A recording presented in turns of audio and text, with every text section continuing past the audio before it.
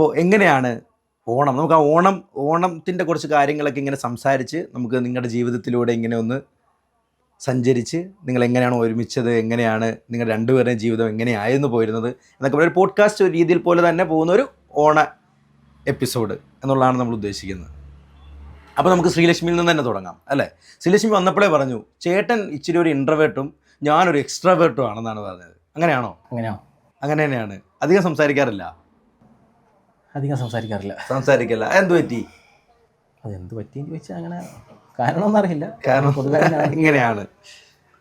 ശ്രീലക്ഷ്മി ആണെങ്കിലോ സംസാരിക്കും, ആവശ്യത്തിൽ കൂടുതൽ സംസാരിക്കും. തീർച്ചയായിട്ടും.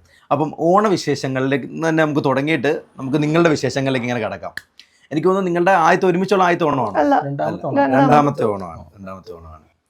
എങ്ങനെയുണ്ട് ആദ്യത്തെ ഓണം? എങ്ങനെ ഉണ്ടായിരുന്നു? അവിടെ തന്നെ തുടങ്ങാം. സ്പെഷ്യൽ ആണല്ലോ എന്തായാലും, അപ്പോൾ അതിൻ്റെതായിട്ടുള്ള എക്സൈറ്റ്മെന്റ് ഒക്കെ ഉണ്ടായിരുന്നു.